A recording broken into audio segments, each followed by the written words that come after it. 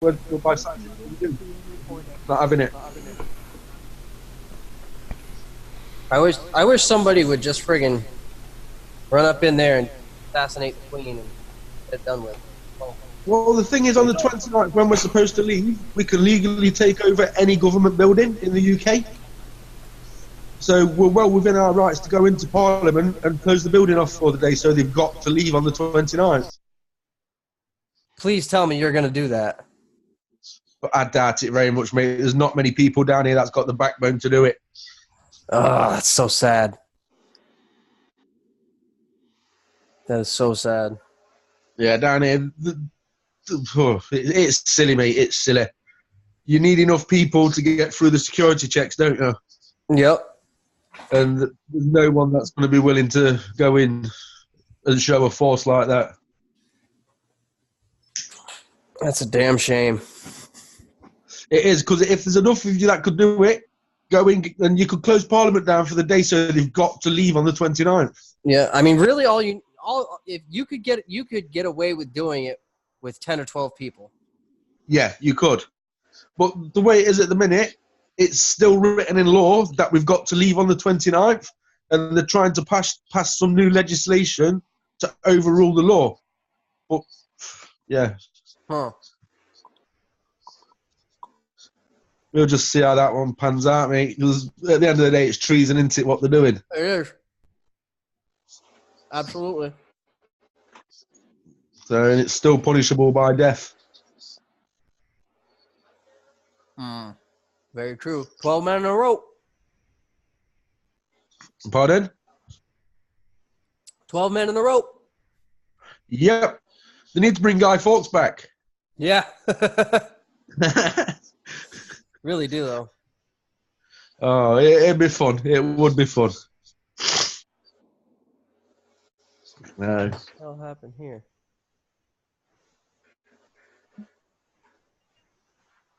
Something's going on with my...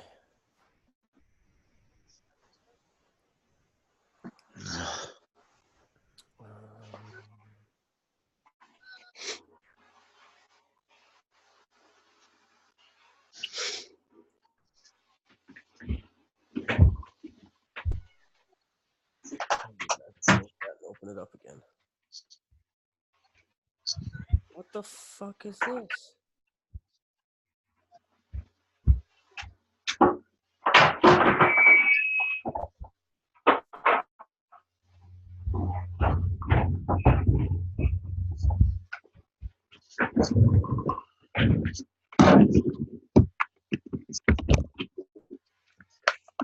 That's gonna annoy the living shit out of me. What is going on?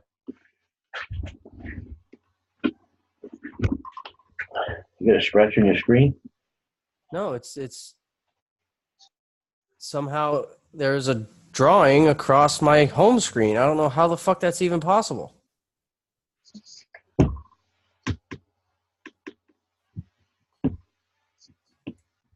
And it goes across the whole screen no matter what I bring up for a window.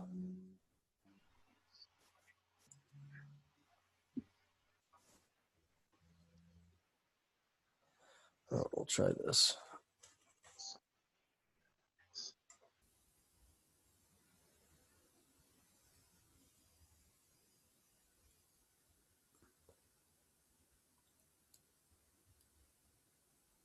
No, it's still fucking there. I think that would be what that's for. What's that? When you set up Zoom, disable annotations from the gallery. Oh, gotcha.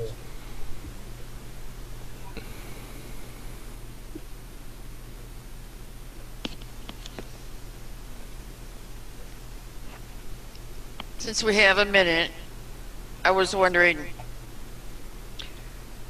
I have a work-related injury and I really don't want to hire an attorney. So, do you think the GS forms or UCC forms I could file on the company for harm damaged? Anybody got any ideas on that? I don't know. 035-823.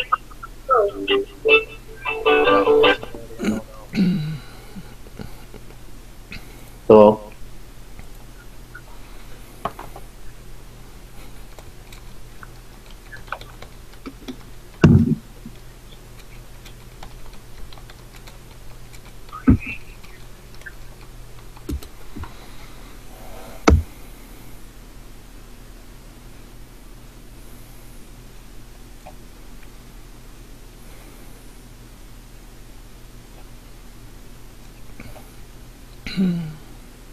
I think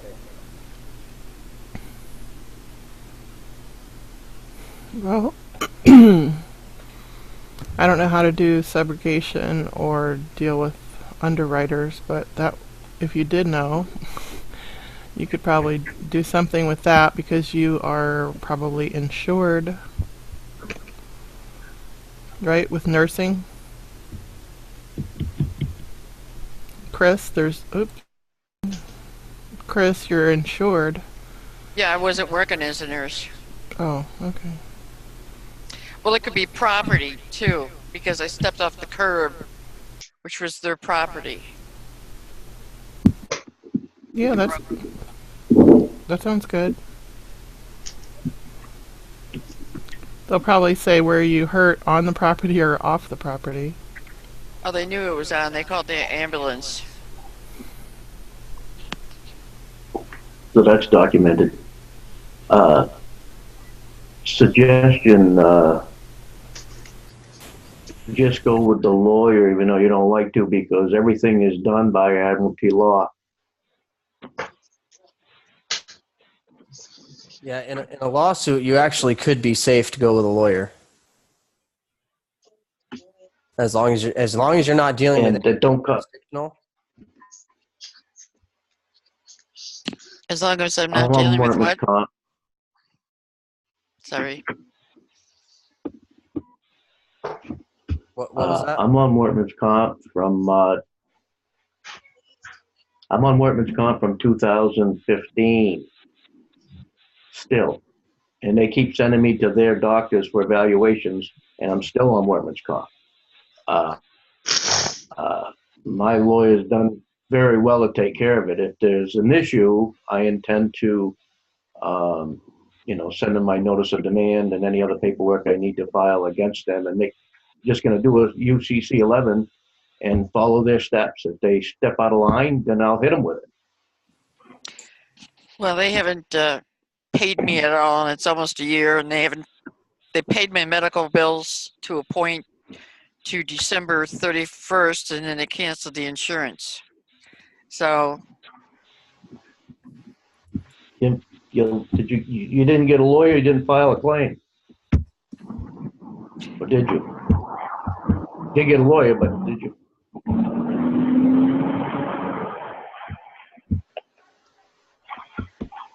I don't know where to go with that one. I'm just telling you what's going on with me. Mine happened on the job. The foreman refused to do a injury report, which is mandatory. The next day, and he didn't offer me any medical assistance. The next day, I went to see my own doctor and had the X-rays done, and I've been out of work ever since, and I've been on workman's comp. now I do have a workman's comp, but he hasn't done anything, so I want to go for injury, personal injury. Yeah, you have that option.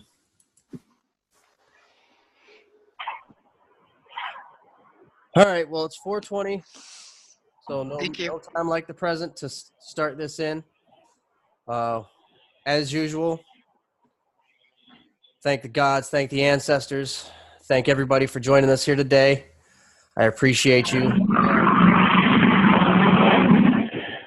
going to ask that everybody mute their mics.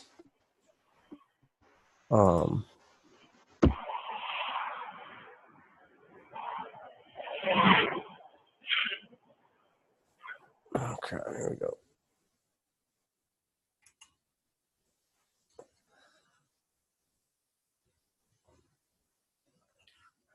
All right, so many people clicking in, ruin my whole introductory. So anyway, thank you guys for showing up. I appreciate it. We can't do this alone. We have to do this together.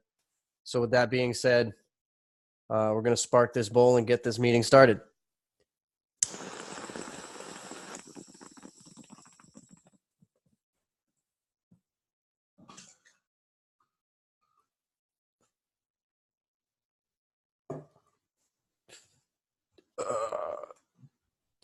Blue just sent me a message about doing something on Fox. Click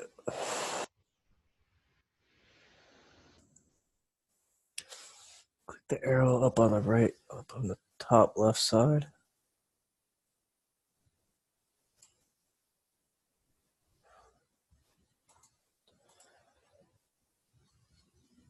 Oh, that one. There we go. I hope that was the one you were talking about. All right.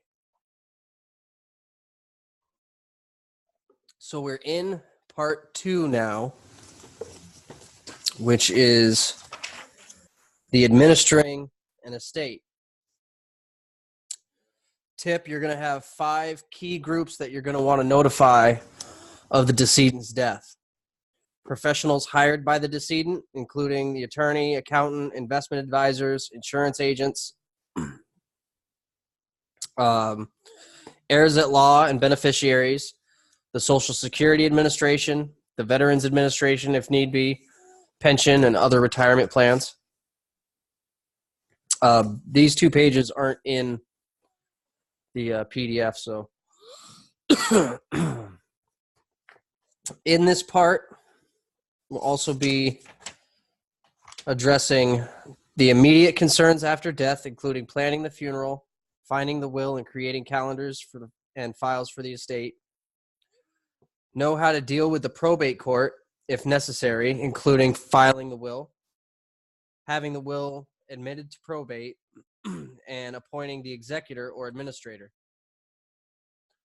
Locate everything the decedent owned and safeguard and liquidate assets where appropriate. Also find out how to secure a property appraisal and prepare the probate inventory.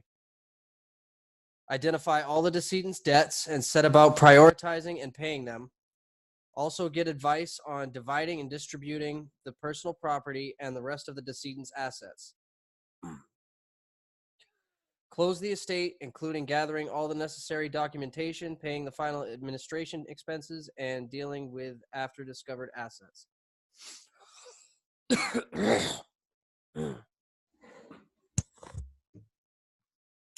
Excuse me.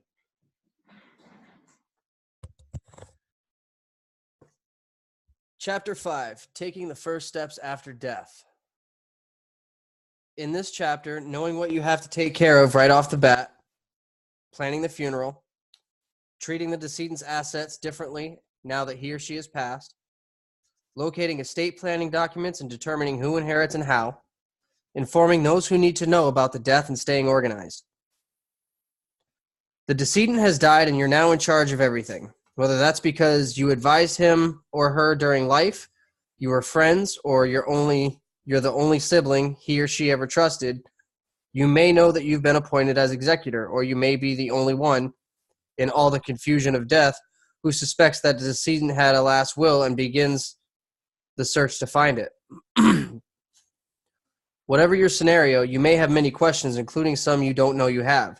Read on for the answers.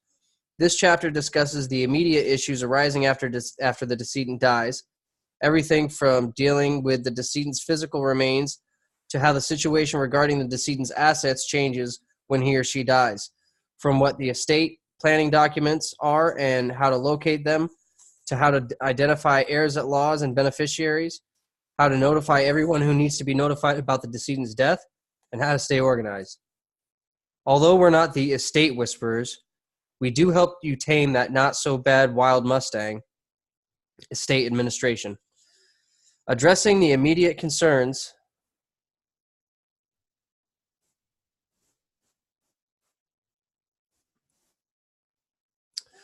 Wow, these are a little bit different than the pages I've got here.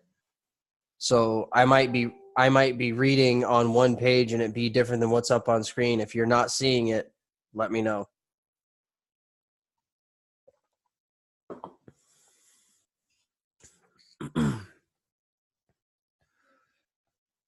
Addressing the immediate concerns when someone dies. After someone dies, although you may be grieving, some matters need to be addressed immediately. They may occur to you naturally, or you may just need to bear them in mind and watch for them. Make sure that that the following items are taken care of. Some of them may not be relevant to your decedent, but others are a necessity.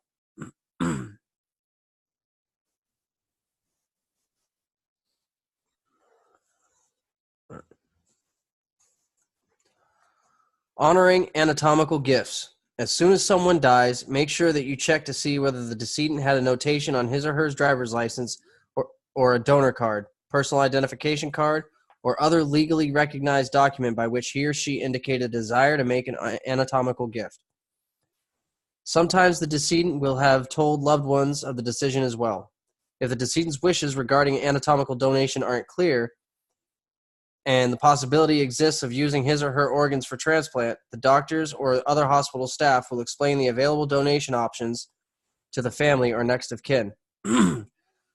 Donation depends upon the family or the next of kin's assent. If they agree to have donation made, the organs will be harvested and the body will then be available for funeral and burial or cremation. Even if organ or tissue donation isn't made, the decedent may have donated his or her body to the medical school or other institution. The donation may be contained in a letter of intent located in the estate planning documents. If the decedent donated his or her remains, contact the institution they'll make arrangements for and cover all costs, transportation, and eventual cremation. Most will return the cremated remains to the family if desired. Having an autopsy performed. Where the decedent's death may have been the result of violence, foul play, or other unnatural causes, or for various reasons detailed in individual state laws, the state medical examiner can perform an autopsy, whether or not the family consents. In this case, the medical examiner's office bears the cost of the autopsy. On the other hand, the family may choose to request an autopsy when it suspects the possibility of medical malpractice, or for other medical reasons. If the family wants to request an autopsy, it should inform the attending physician immediately.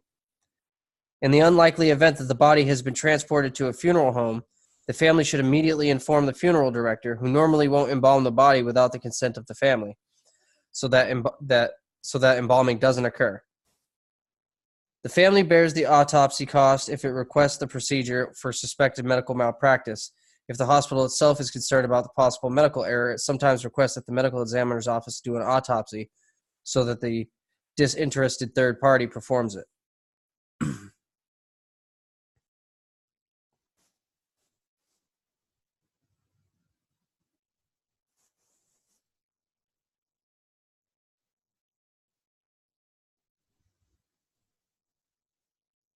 Okay, so there's a tip in this one that isn't in the PDF. Some religions frown upon autopsies as desecration of the body. Although not all autopsies are avoidable, if the cause of death is obvious and there was clearly no foul play, you or your funeral director can request that the autopsy not be performed. One of us, for example, recently had a friend commit suicide. Her body was removed by the medical examiner and scheduled for autopsy. Fortunately, there was no question as to the cause of death. The funeral director intervened, and the family was able to bury the body undisturbed.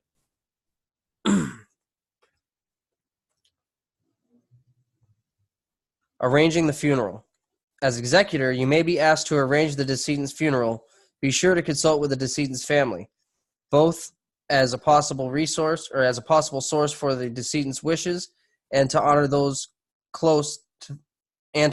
of close family members.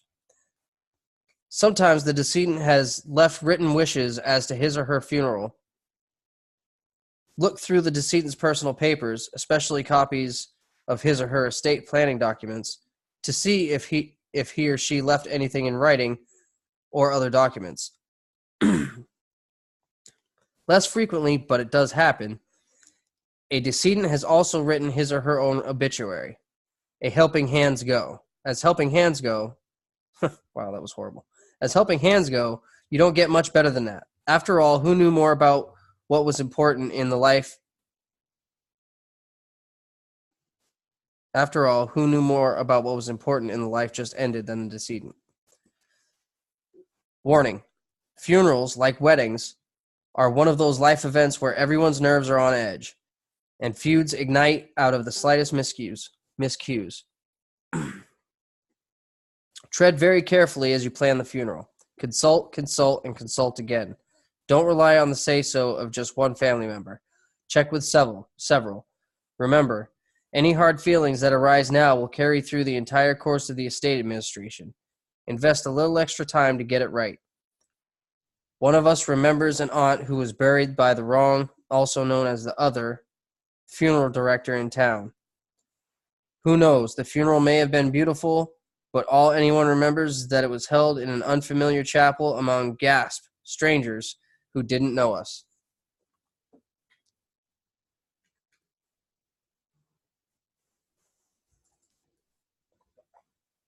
Oh, too far.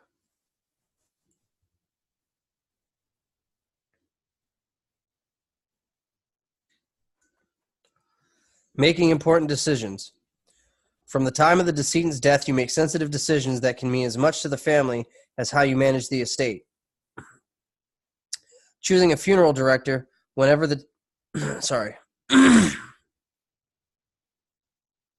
choosing a funeral director whenever the decedent died, unless they or the family donates organs or the cadaver, the body typically goes to a funeral home for cremation or preparation for burial. You don't need to figure out how to do this. The funeral director will make all the arrangements for the transportation of the body and complete all the necessary paperwork. A few families are starting to prefer various versions of do-it-yourself funerals without a funeral director involved, and it can be done legally in some states. If this is the case with the decedent's family, they will hopefully take on every aspect of the planning and carry out the funeral. The family may have a funeral director they always use, or the decedent's church or temple, if the decedent had a connection to one, may typically use a particular funeral home. If the family, they didn't really write this very well. There's really odd punctuation and commas in places that there shouldn't be commas, and it makes the sentences grammatically incorrect. It's not cool. If the family or the decedent's clergy person is unable to guide you, make sure that any funeral director you consider is a member of a state funeral directors association and or a national association. Check with the local Better Business Bureau to see if the director has any complaints.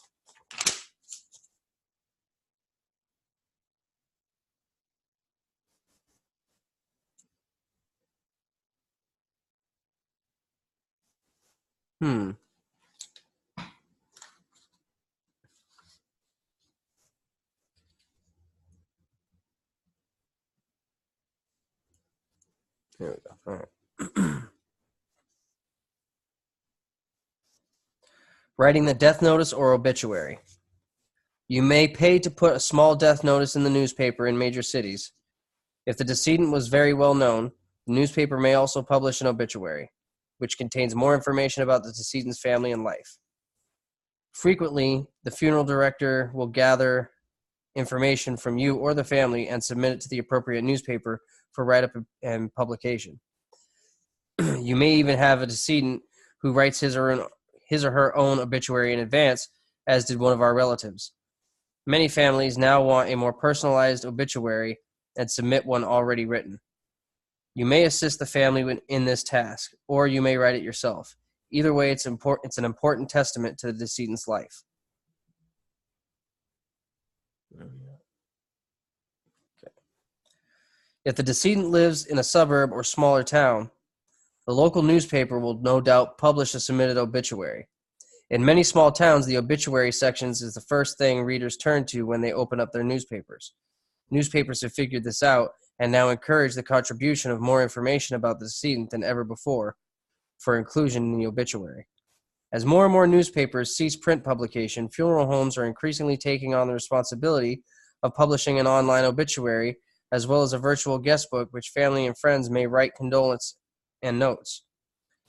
While this is certainly not standard operating procedure at this time, the day of print notices and obituaries may be coming to a close, and the digital model will become the norm.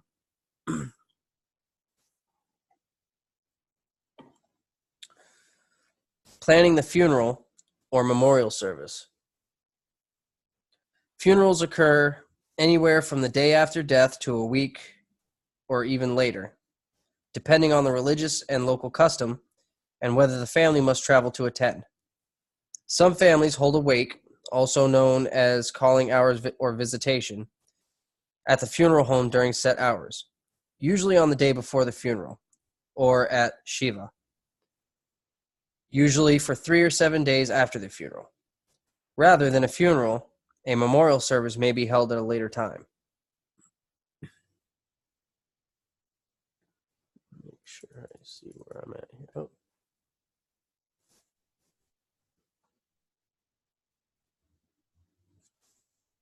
Where's that? Making sure where this lines up because it's kind of off. All right, I got it. If close family is available, they most likely want to be very involved in planning all funeral and memorial observances. More and more commonly, family members want to prepare photo boards, albums, or slideshows of the decedent and the family, and to display mementos like framed wedding photos, wedding photos and photos of family groups or other significant events. You may want to be sure that flowers are ordered, if appropriate, for the decedent's funeral tradition, and ask for the family to choose the charity which memorial contributions can be made, or if the family prefers, let the donors choose their own charities. Butchered that paragraph.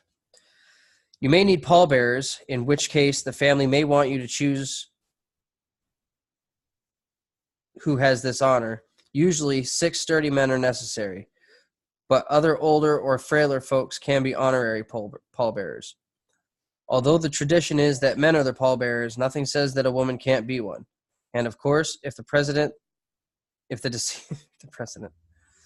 decedent left specific wishes, such as the desire to be buried in a blue velour tux, and it's your grandmother, not grandfather, those wishes should be honored to the extent that they're legal.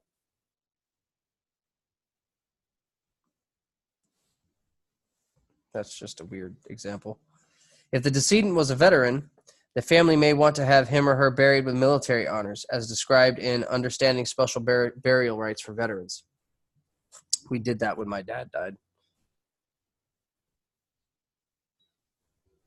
He wasn't in the service that long, but for the time he was in, he had honors coming, so we made sure he got them. Where am I at?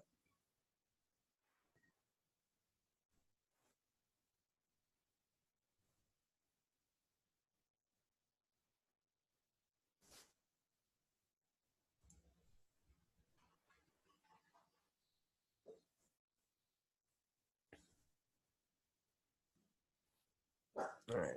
This has an extra tip in it that's not up there. As traveling becomes more difficult, let me make sure I'm in the right spot. Okay, yeah. As traveling becomes more difficult and costly, many families are finding ways to allow friends and family to attend the funeral from a distance. If you know there are people who want to attend who will not be able to, you may want to check with your funeral director or the venue where the service is being held to see if internet streaming is available. Warning: on the day of the funeral or memorial service, arrange for someone to watch the house. Burglars read the obituaries and death notices. That's sad.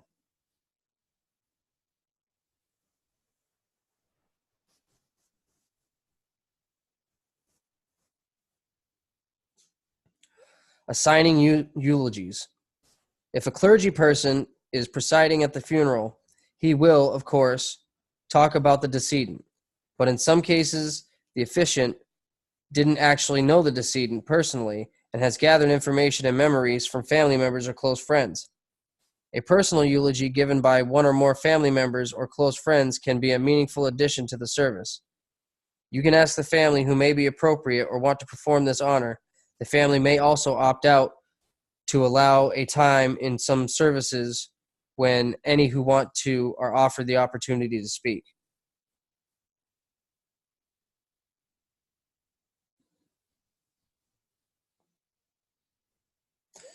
Warning: consider vetting written eulogies before the words are spoken. In our experience, funerals can be opportunities to make enemies, often unintentionally. Although we're all for freedom of speech, funerals are a time to bring families and friends together and to remember the deceased fondly, and maybe even with some humor. They are not an appropriate forum to air dirty laundry or attempt to redress past injustices. Oh, come on.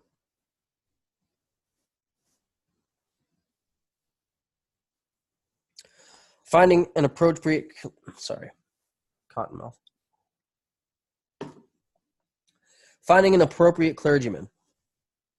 The decedent may have had a close relationship with the clergy person or may have rarely crossed the threshold of a place of worship. If the decedent didn't even have a place of worship, the question may even arise as to what, if any, kind of service the decedent would have wanted to have. Any information left by the decedent is helpful here, but the immediate family's wishes usually trump. The funeral home is always an appropriate setting for the funeral service, and in some religious denominations, it's the traditional setting.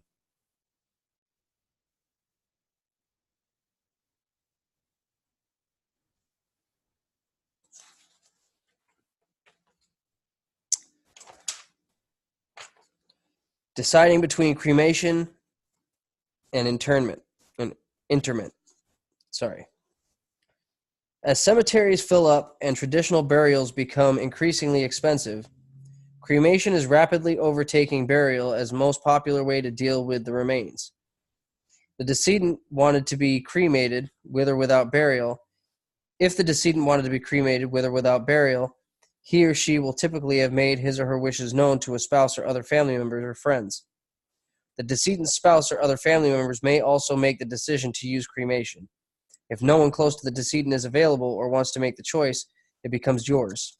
Either is okay.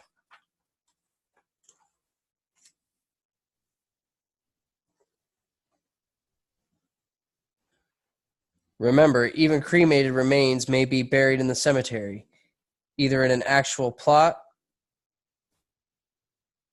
or at a columbarium. That's a new word for me. A wall with drawers for the ashes. Okay.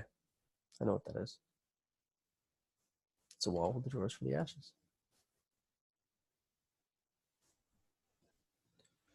All right, so it splits here. All right. Choosing a cemetery. Several options are available when choosing a final resting place for the decedent's remains. There. If the decedent has purchased a plot, frequently several plots together for themselves and additionally for other family members, your problem is solved. You use the purchased plot. If there's a reason to believe the decedent purchased a plot but it can't be located, you may be able to file a petition in the probate court to open the decedent's safe deposit box to look for paperwork, such as the burial deed regarding the plot. If no family plot exists, most active cemeteries still have lots available for sale, either through the cemetery or the resale by private parties of unused lots previously purchased. Choose a cemetery in a place significant to the decedent or one that you and other family members may easily visit, if you so choose.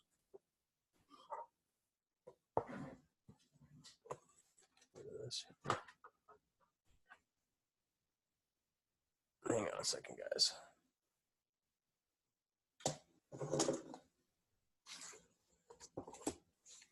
It's a little easier to read with it up on my table.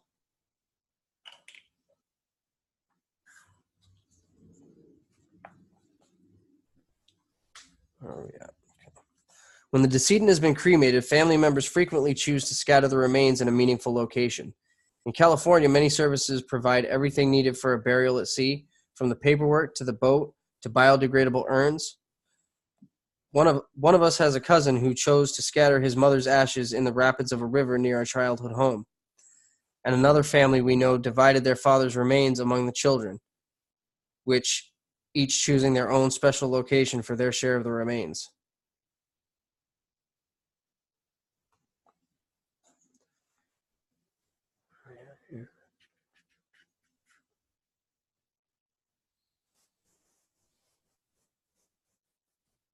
It's a little difficult because even the headers of each paragraph are somewhat different, so I got to really pay attention to where we're at. Everybody still got me? We good?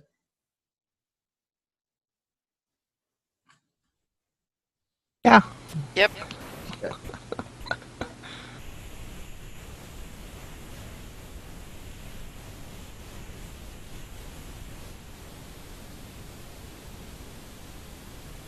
Doing well, brother.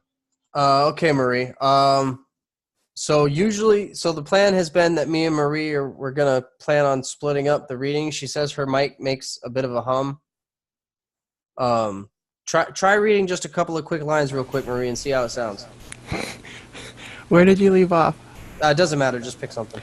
Headstone or grave marker. Although you don't need to order the grave marker immediately, it's an important task to take care of. If your decedent has a predeceased spouse, the plot may already have a grave marker with room for the decedent's memorial information.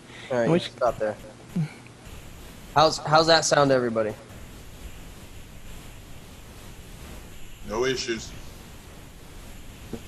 Well, she's clear, even though it's a little fuzzy. Okay. All right, so we're good. When the time comes, when we get past the first chapter or whatever, if you want to read, you can read. If it annoys anybody and you want to have somebody else read, just say so. If it's getting like too bad, like you can't hear her or something, just give me a heads up. All right, so where was I? Oh yeah. Picking out a headstone or a grave marker. Although you don't need to order a grave marker immediately, it's an important task to take care of. If your decedent has a predeceased spouse, the plot may already have a grave marker with room for the decedent's memorial information, in which case you can simply appropriate the information about the decedent added. Understanding burial rights for veterans. If the decedent was an honorably discharged veteran, several benefits are available through the U.S. Department of Veterans Affairs. Following list gives a few of these benefits. Check out the VA's website, www.sem.va.gov/sem, for more info. United States flag. Veterans are entitled to a United States flag to place folded in the open casket, drape the casket, or accompany the urn. The funeral home typically arranges for this, and you can go to the VA's website to obtain the flag yourself. See, like I'm already on another page. Burial in a national cemetery. Veterans, their spouses, and dependents may be buried at any of the national cemeteries with available space, currently 131, for no charge, including grave opening and closing and perpetual care. Headstone or marker. I'm going to have to scroll down. All right, cool. Whether buried in a national cemetery or not, eligible veterans are entitled to a government headstone or marker provided by the VA for their unmarked grave. For eligible veterans who died after November 1st, 1990, the headstone is available even if the site already has a private headstone. And as of spring 2009, those whose grave is already marked have the choice of applying for either a traditional headstone or a marker or medallion, which can be affixed to the private headstone.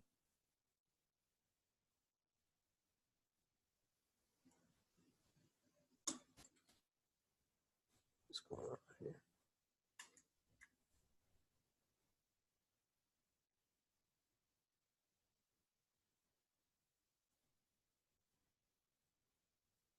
Okay.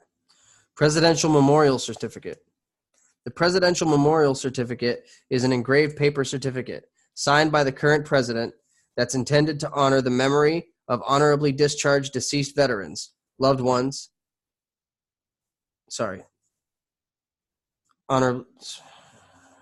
Read that correctly.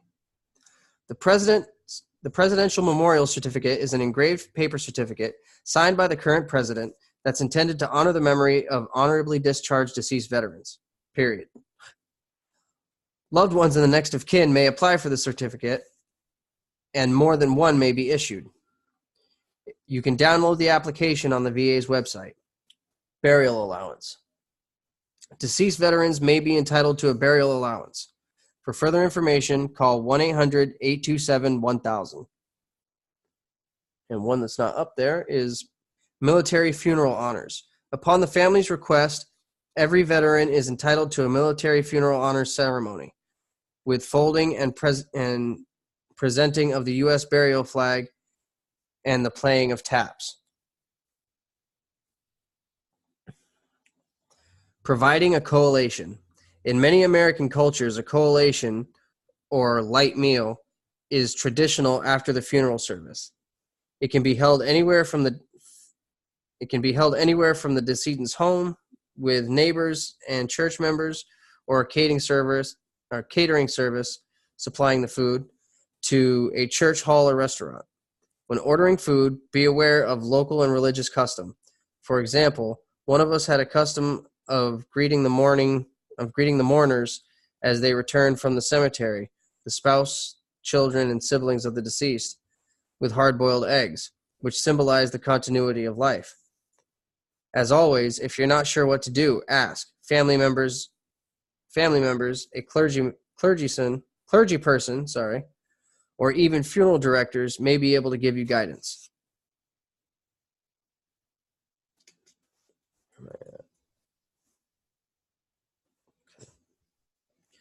Paying for the funeral costs. The estate may pay for all reasonable funeral costs to the extent that the funds are available. The key word is reasonable. A judge may disallow payment of funeral expenses found to be unreasonable. In many states, funeral expenses of last illness, and administration expenses take precedence over all other claims against the estate. But if your decedent's estate may be short of funds, keep all funeral expenses to a modest amount. Of course, funds in a decedent's funded revocable trust can be used to pay expenses if necessary.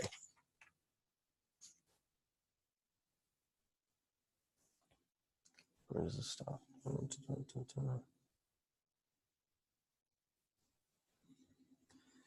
If the decedent had a checking account joint with his or her surviving spouse, payment can come from that account, with the amount to be repaid from other funds if the spouse doesn't ultimately receive the entire estate minus expenses. And actually, if you know the process, you can use that account. If you close it, you can have the spouse close it, and you can use those checks as a way to discharge any debt that is on the estate. This is if you're helping somebody that's not already secured and isn't trying to be secured and understand the whole processes.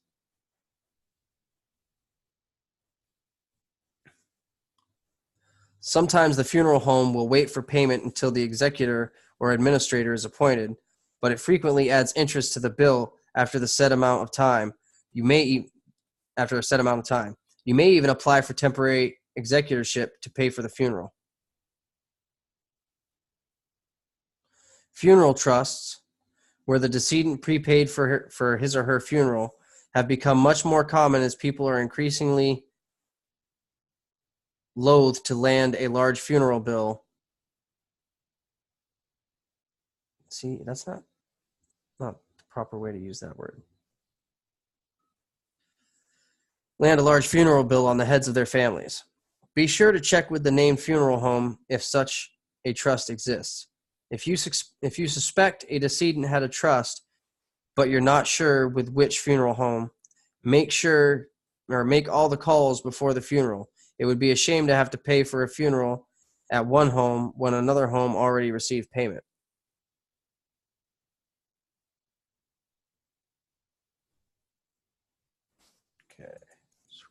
there. Don't let the funeral director talk you into something that doesn't seem right for you.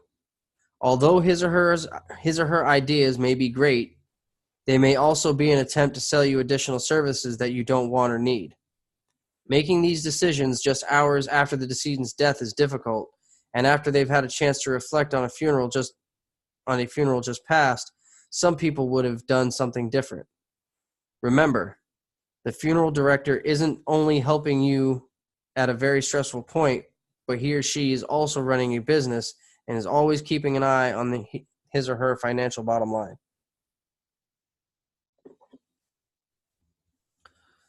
Obtaining copies of the death certificate. You can't even begin to tackle the tasks in front of you without proof that the decedent actually died. Be sure to get a number of certified copies of the death certificate to give anyone that may need to know about this particular death. For example, you may need copies for the probate court, if probate is necessary, for taxing authorities, for each of the life insurance companies, and to collect other death benefits, just to name a few.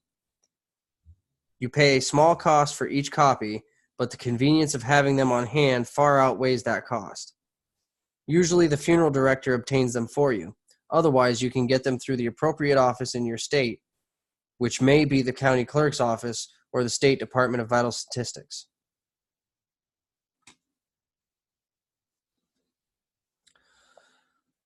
Although death certificates are a matter... Oh, wait, where are we at here? Okay, I'll scroll down.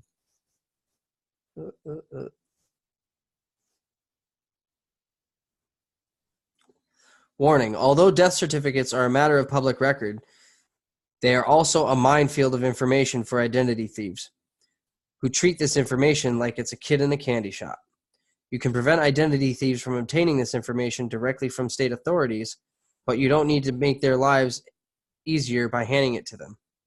Make sure that someone asking you for a death certificate has a valid reason for needing one before you hand it over. Understanding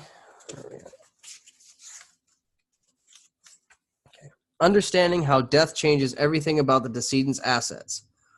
When someone dies, assets owned by him or her in individual name are essentially frozen. Frozen assets are simply inaccessible. That is, either you as an executor nor anyone else has access to them or can sell, transfer, or take any other action with regard to them. Until you manage to unfreeze those assets by being appointed executor, you can't use them. A few types of jointly owned property may pass immediately to the surviving owner upon the owner's death. Assets held in joint names with rights of survivorship automatically passing to the survivor or survivors on the first person's death. Real estate owned as the tenants by the entireties. Real estate owned as tenants by the entireties. Joint ownership of real estate with the rights of survivorship only available to husband and wife. Assets, typically bank accounts, designated by POD, payable on death. Oh, I needed to scroll down before that, huh?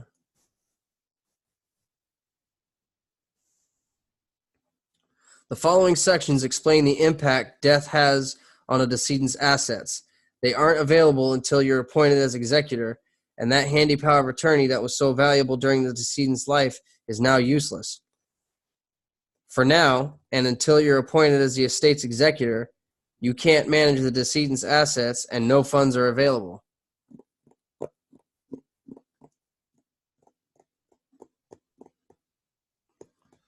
So let's think about that when we're trying to get the death certificate for our straw man. The following sections explain the impact death has on the decedent's assets.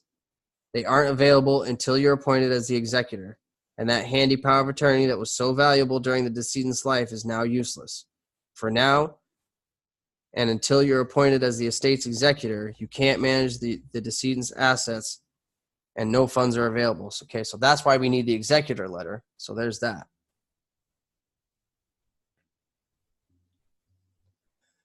Bank accounts and the needs for funds. All assets in the decedent's name alone have to go through the probate process, either according to his or her will or the laws of intestacy, a fancy way of saying he or she left no will. Bank accounts owned by the decedent alone are no different. Money in these accounts isn't available to the family or the executor until the executor has been appointed. Only then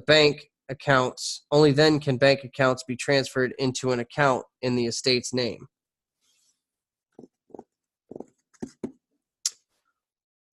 Remember, you may open traditional checking and or savings accounts for an estate, or you may opt to use fiduciary services available from commercial banks, investment houses, or in some states, law firm trust departments. As we discussed in the earlier paying the funeral cost section, you can request appointment as temporary executor or special administrator if the estate has an urgent need for funds. Chapter 7 discusses how to locate the decedent's bank accounts.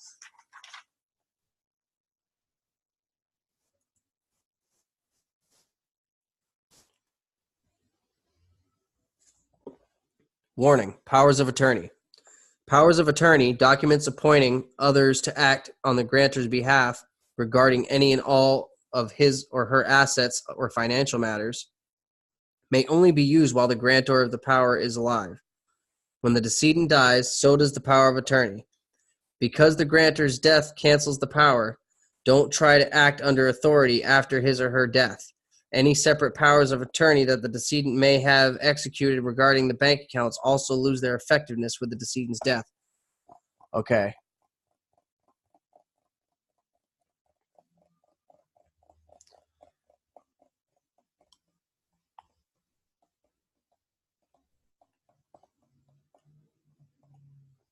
We're going to have to tread carefully on that. Locating the estate planning documents.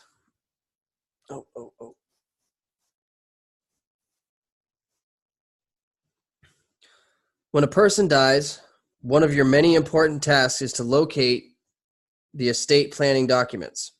Frequently, the decedent has photocopies of them in a file at home or in his or her safety deposit box.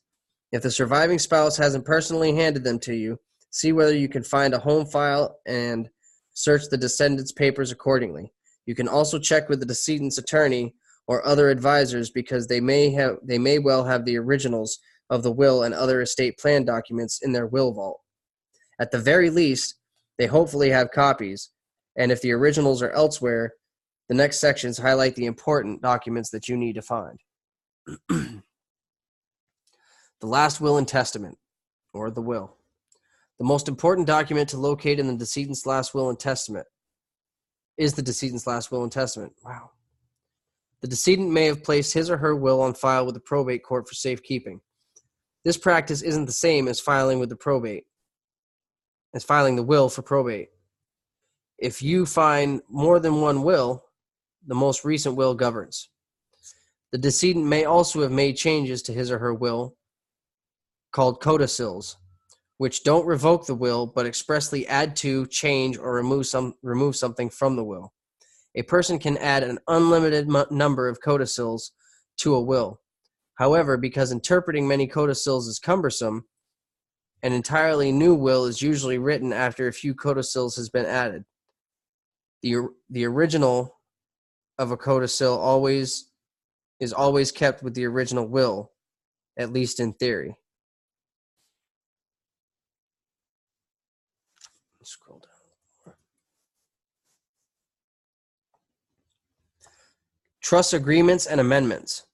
You also want to locate any trust agreements and amendments to them that the decedent may have had.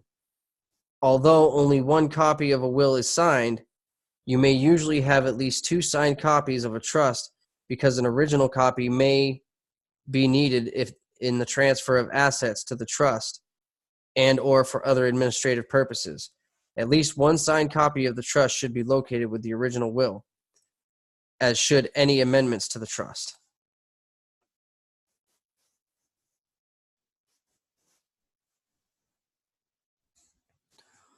Opening the safety deposit box and locating the original will.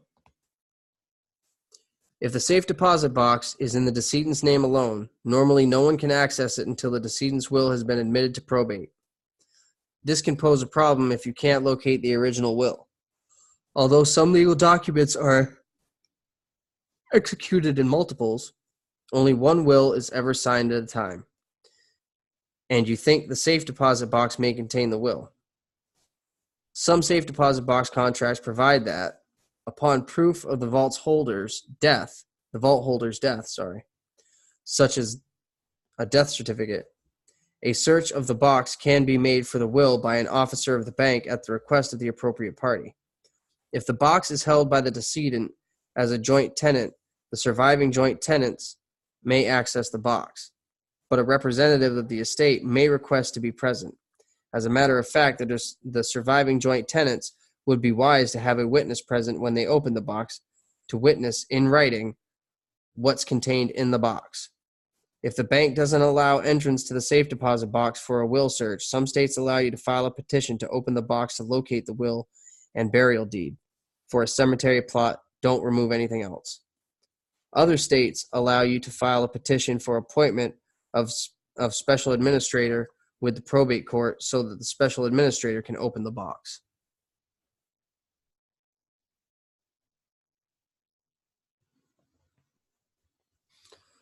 That section has a little bit bigger than this one, and that one says, most states no longer seal the safe deposit box upon death as was once common, but some states still require the presence of a representative of the state taxing authority to be present when the box is open to make sure that no taxable assets disappear before they're counted. Check with your state's taxing authority to see whether it requires this practice. Bitch, I will shoot you. Try to tax my shit after I'm dead.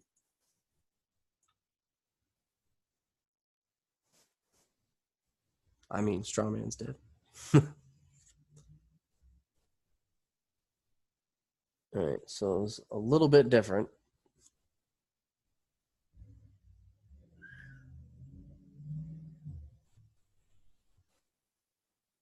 Okay. Even if the trust began its life as a revocable living trust, a trust designed to receive assets from the grantor, the trust creator, during his or her lifetime, becomes irrevocable. During his or her lifetime, it becomes irrevocable, unable to be changed at the grantor's death. Depending on what the will's terms are, the trust may not only continue with assets placed in it during the grantor's lifetime, but it may also stand ready to accept assets from the decedent's estate. Just as wills may be amended by codicil, trust instruments may also be changed during the grantor's lifetime by amending the trust. An amendment must be agreed to by the trustees because they signed on to administer the trust under its original terms only. But if the trustees don't want to agree to the amendment, the creator of the trust can simply change the trustees.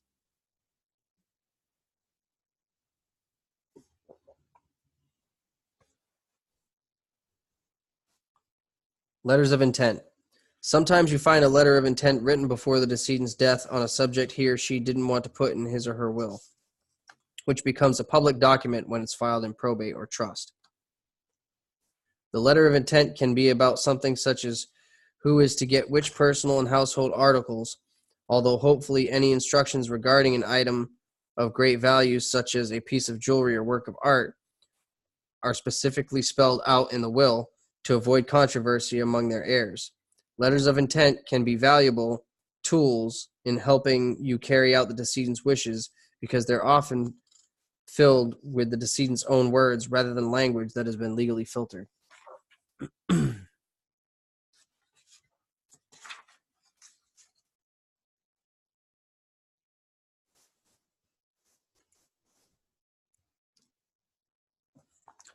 Other documents that dispose of property. Don't forget to look for life insurance policies with beneficiary designations attached. Copies of beneficiary designations as to the decedent's retirement plans and individual retirement accounts and any other assets with death benefits, all of which may be located neatly within the estate plan documents or scattered throughout the decedent's files or in some cases throughout the house. Chapter 7 gives details on how to best locate the decedent's assets. Notifying those who need to be notified. As executor, you may feel that it's your job to primarily write these letters because you need to notify seemingly everyone and their uncle of the decedent's death. Sometimes entities and individuals may be more important than others, but you should notify them all as soon as possible. Tip: you can save yourself some time by creating your own version of a form letter that can be modified easily for each recipient. Keep it on your computer's desktop and revise it as needed.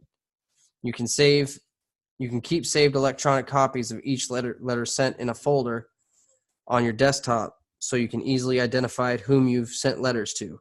Bottom line, make sure that you organize all this correspondence. Check out the Setting Up a Filing System later in this chapter for more info. Make sure that you contact the following entities and individuals to inform them of the decedent's death.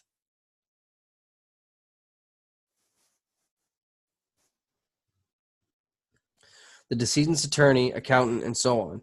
At your earliest convenience, contact the decedent's attorney, accountant, and investment advisor, insurance agent, and any other professional you're aware of.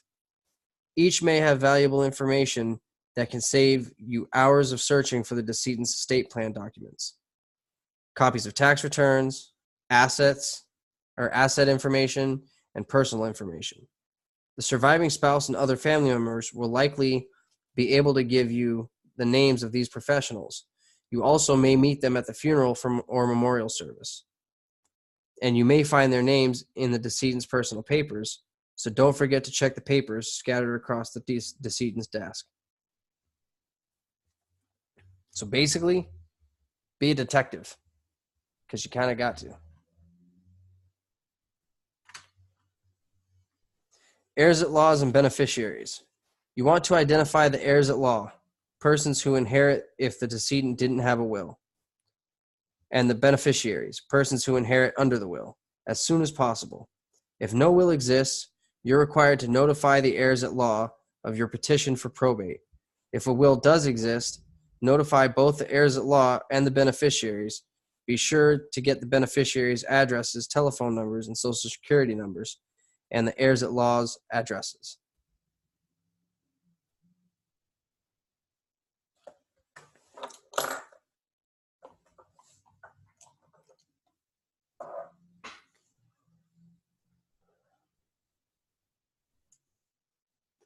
The surviving spouse and or other family members can provide family information to help you determine the heirs at law. After you find the last will, you can determine from it who the beneficiaries are. See Appendix B for a state-by-state listing of the laws of intestacy, dying without a will, to help you identify the heirs at law. Social Security Administration. Call the Social Security Administration at... I'm not even going to bother with doing all that because what's the point? Or contact the local SSA office. The local SSA office is often easier to deal with. To report the decedent's death, if the decedent was receiving his or her benefits by direct deposit, notify the bank of the decedent's death and request that it return any funds it receives for the month of death and beyond to the Social Security Administration.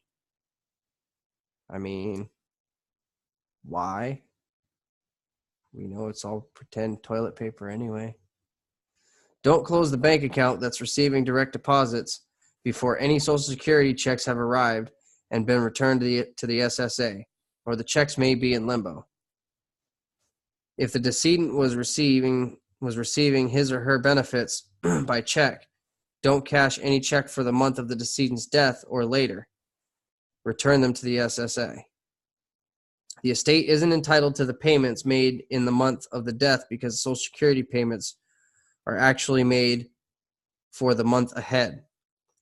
So you don't get partial payments for the partial months.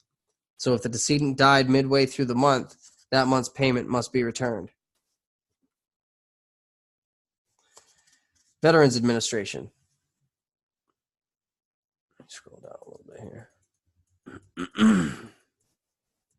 Oop. Too much. If the decedent was receiving veterans benefits, call the Veterans Administration. It's up on the screen, so you don't need me for it. To report the death. Yeah, let's repeat it.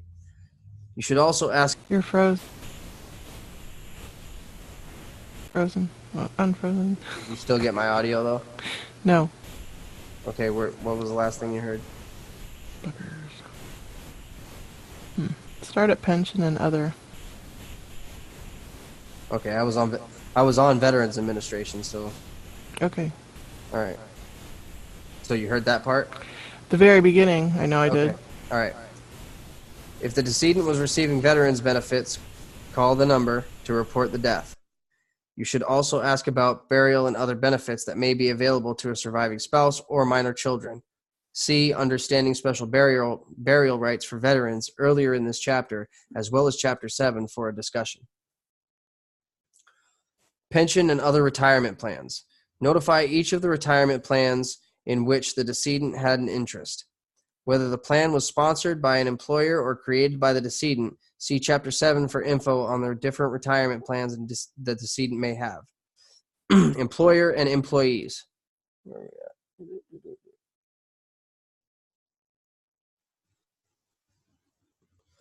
If they aren't already aware of the decedent's death, notify the decedent's employer and or employees as applicable.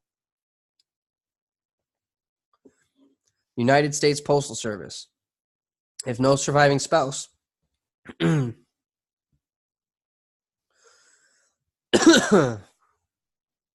went down wrong.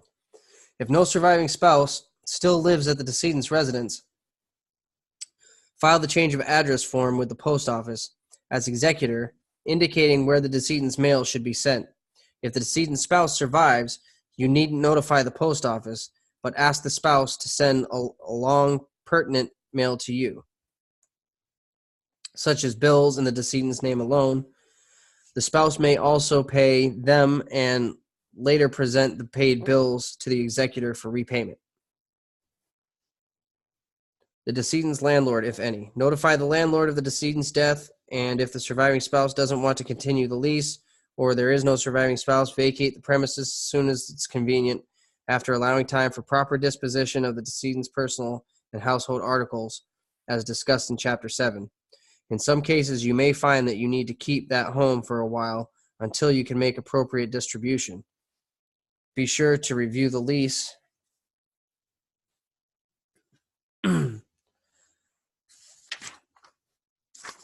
Be sure to review the lease. Some leases may have a provision for termination upon death.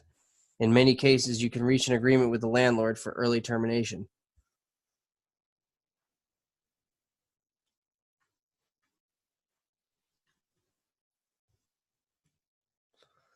I got a little protest going on outside my window over here, I guess.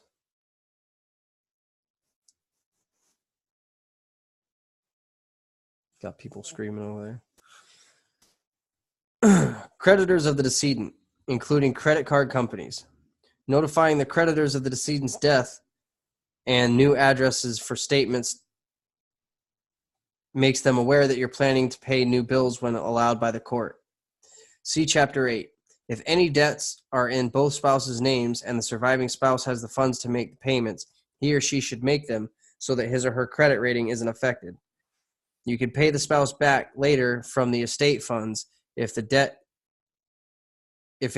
a debt of the decedent. Make sure that any surviving spouse has credit cards in his or her own name. Be sure to close all credit card accounts after they have been paid off or have them re-entitled to the surviving spouse's name alone, and cancel those credit cards tied with any bank accounts. Utilities and cell phone companies. Have utilities transferred to the surviving spouse's name if applicable. If the decedent has no surviving spouse, have the utility bills mailed to you until you have cleared out the decedent's residence, at which time you may want to arrange for some of the utilities to be shut off.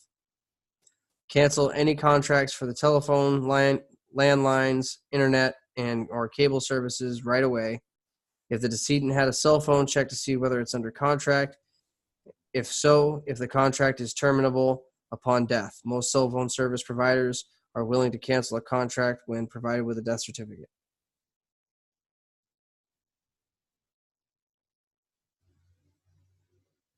Membership organizations of which the decedent was a member. Illuminati.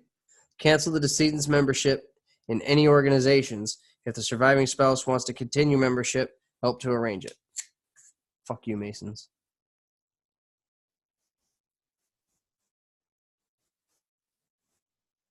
Do you have Tourette's?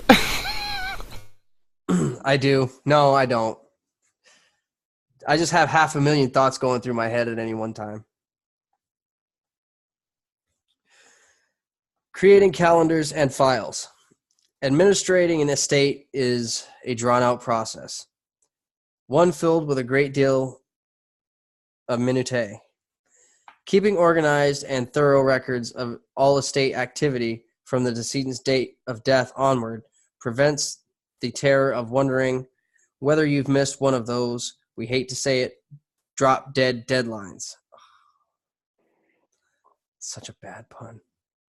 It also could save you hours of time as you prepare the estate inventory. See Chapter 7. Estate accounting. See Chapter 9. Income tax returns. See Chapter 18. Federal tax returns. See Chapter 16 and 17. And any state estate or inheritance tax returns. See Appendix B for applicable state laws. It also makes it easier to answer questions posed by probate court, estate beneficiaries, and tax auditors, to name a few. The following sections highlight the types of calendars that you need, as well as how to keep everything in order. Eyeing what kind of calendar to create. The best way to stay organized is to create a calendar with all your estate's important dates. Whether you choose to create the calendar on your computer or on paper, make sure to insert all your estate deadlines as soon as you become aware of them, and refer to your calendar daily to keep your administration on track. Tip: when putting your calendar together, you can devise a system to remind you of deadlines or what task you need to attend to next. Even if your system consists of reviewing your calendar on a daily basis, you may refer to Chapter 6 through 9 in creating your calendar, but of course, your specific deadlines depend on your estate, whether it's going to go through probate and the decedent's state of residence.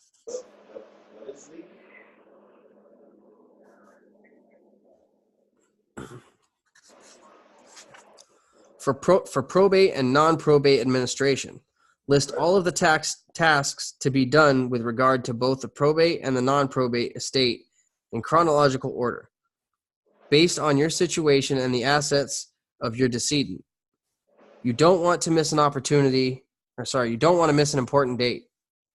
For instance, if you miss your deadline to prove to the probate court that you've notified all the beneficiaries, you may have to redo the entire notice to procedure to each beneficiary, greatly increasing your time spent and delaying your appointment as executor. Refer to your calendar daily, making additions as you find out about new requirements, and bask in the glow of your accomplishments as you meet each deadline in a timely manner. Calendar for tax deadlines. Hang on a second.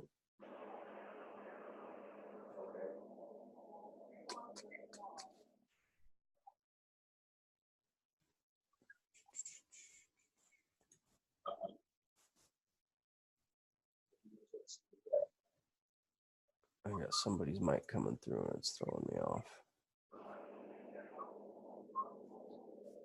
It's Cal. I'm going to mute you, Cal. Sorry, brother.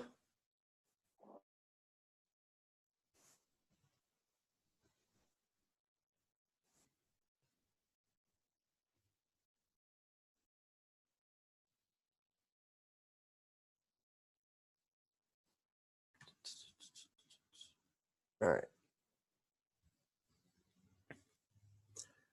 Calendar for tax deadlines. Oh, what happened there?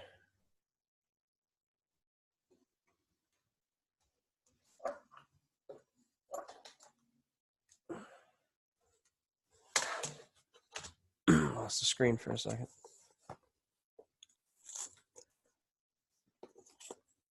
Calendar tax deadlines. Keeping track of the many tax deadlines is very important when you're an executor of an estate. Missing a tax deadline can mean that the estate is charged penalties and the interest on any tax due. And because filing tax returns and making payments on this on time is your duty as executor, the probate court can hold you liable, and beneficiaries can sue you if your oversight leads to a missed deadline. However, we're dealing with an unlimited trust, so if we have missed deadlines, who cares? You may want to create separate calendars for each type of tax: federal estate tax, state estate or inheritance tax, estate income tax, and the decedent's final income tax return. Or you can integrate all your types of taxes into one calendar. See Part 4 for information regarding taxes. Scroll down. There we go here.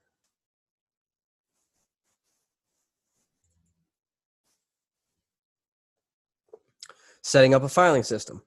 An organized filing system for your estate and trust means the difference between order and chaos in your administration of the estate. You may choose to organize as much as you can electronically, but you still have to deal with the plenty of actual paper in administrating an estate.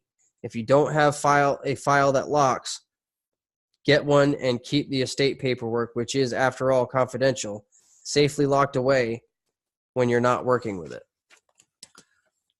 Which is why I suggest you keep all of your originals locked up and work off of copies. Get a binder, take your originals in, have them bind it up professionally so that when you have to take it out anywhere, it looks good, it looks professional, and it's a lot easier to go through when you've got it organized and labeled.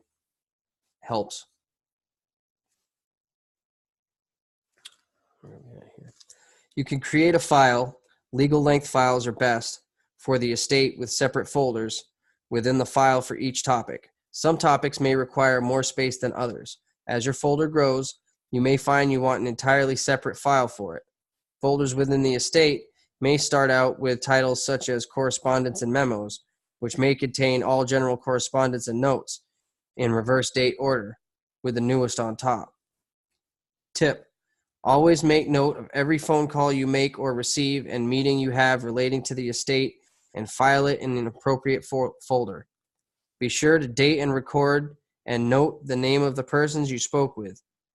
You don't need to craft a lovely memo. Just be sure to note every point that's covered. This practice will prove invaluable when you're following up on estate matters.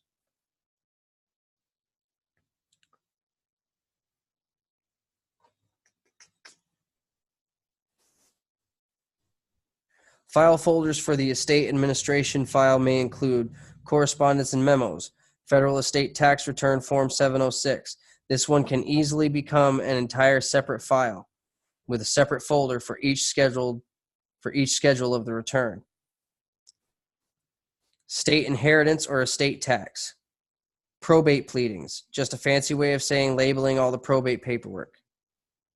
Life insurance, retirement benefits, decedent's income tax returns, estate income tax returns, debts of decedent and claims against the estate checking account, estate assets, any other topics that arise in your estate.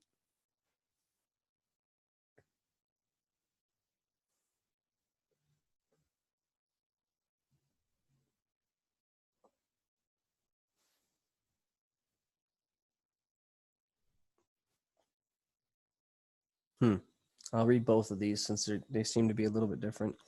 Tip: however you choose to organize your records, keep a separate record of the decedent's debts and an ongoing record of your payment of the debts. We're firm believers in the to-do lists. They keep you focused on both what you have to do today, including the best order of which to accomplish it, and what you need to accomplish long-term. For more good ideas on organizing your records, check Chapter 14. And then this one says, long-term, you may want to have multiple lists. One for daily, one for weekly, one for monthly. Create them on the computer or by hand, whatever works for you. All right, so that's not worth getting bent out about not reading. All right. So that brings us to the end of Chapter 5. Any thoughts, any questions? Do you think courts or the probate court still uses those long legal-sized papers now? old is this book? Let's see. I don't think we should. Yeah, no. According to the As far as I understand it, the paperwork that what is that? There was some act about saving paper and yeah, the whatnot. Paper Reduction Act says we're supposed to do 8.5 by 11 now. Yeah, that's what I thought. Does it matter what pound paper we use? If you're doing legal documents, it's always good to use, what is it, like 20 to 24 pound cotton? What was that question about? Is that about the estate letter? Any kind of paperwork. Well, I mean, so anything that's going to be that's going to end up being a security, you should probably do on bond paper. 32-pound weight bound paper. Right. I usually just go off of the guidance of anything over 24 pounds. Right. Yeah. At any rate, you don't really want to use Office Max paper, but you know, got to do what you got to do. And it should be watermarked, but you could watermark your own too. It would be helpful. It's not absolutely necessary. It only brings validity to the authentication of the documents. Right. And that can be done with a simple thumbprint. Right.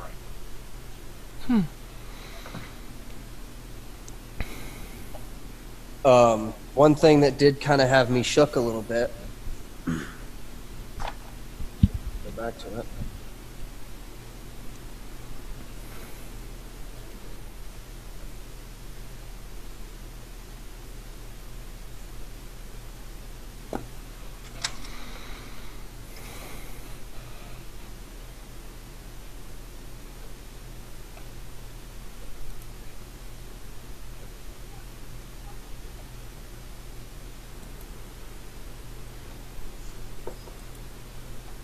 This is the one that's got me thinking. The following the